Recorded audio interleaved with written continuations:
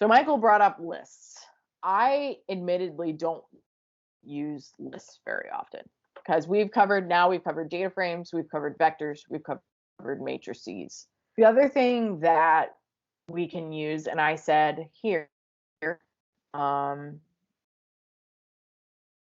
lists a series of multiple values that can be different types in one dimension. So what does that mean? Going back here. So I am making, so here is just an example of a very, very simple list. If you guys have seen or read To Kill a Mockingbird, my dog is actually named Scout because I loved this book and I wanted to name him after a character from the book To Kill a Mockingbird. Anyway, so we're creating a list here. You'll notice that if you tried to make this a vector, it wouldn't store these all it would make these be all one data type. However, when you use a list, we have a string variable here, a character variable here, and we have a numeric variable here. So we created that list. So we have mixed data types here. It's still only one dimension. So it doesn't have rows and it doesn't have columns. I'm going to print this. So when you print a vector, it looks very different than what you're seeing here. It'll just list those in one value. So here, and I will have to do a whole class on this because this particularly indexing lists. And I think that this will make a lot more sense when we're indexing lists. But we're seeing here that our first value in the list To Kill a Mockingbird, it's listed differently. Instead of just putting a string of values here, each of these has a dimension.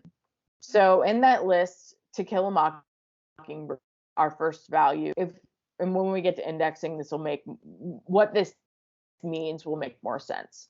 It's the first value or the first list in the first value. This is a second list in the first value in the second list, and the third list first value.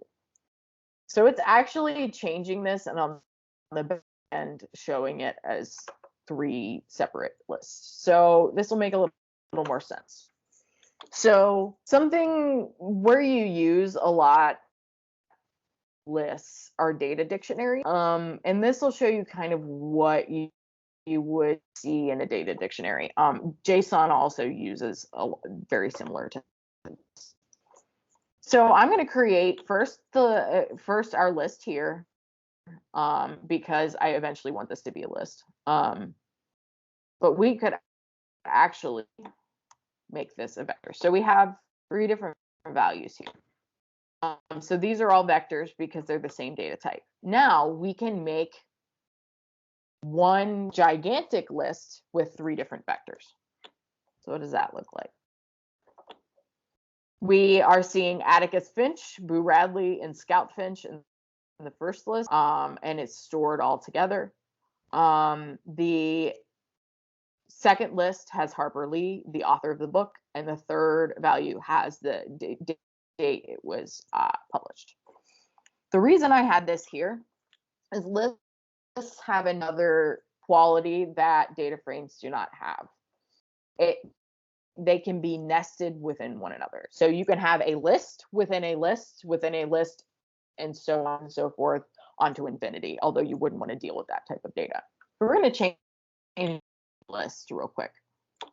So now it's going to look a little bit different. So we see something that looks like this. So we have in list 1, we have dimension 1 of and that's Atticus Finch, excuse me. Then in the same list, we have Boo Radley as our second value and Scout Finch as our third value. Down here, we have a third, and it made it another list. So Harper Lee and 1960 in here. So this is a list within a list. This isn't going to make complete sense, and I can try to answer questions about this, but this will make so much more sense. I'll add this into our indexing section next class, because indexing these, it's basically referring to values within a data frame or within a list. These crazy things that look strange here will make more sense when we get to indexing. So I'm going to table questions that we have just about what these particular symbols mean until the next class, because that's a whole kind of section into itself. But I did want to demonstrate what a list looks like compared to what a data frame looks like. But the big difference you should understand now is a list can have mixed data types. So if you don't understand the list within a list and all of that, just be patient and we'll get more to that in the next class when we cover indexing. And I promise it'll make more sense then. But just in general about lists, are there any questions? And if go ahead and ask them, but if they'll be answered by the next class, I'll table it.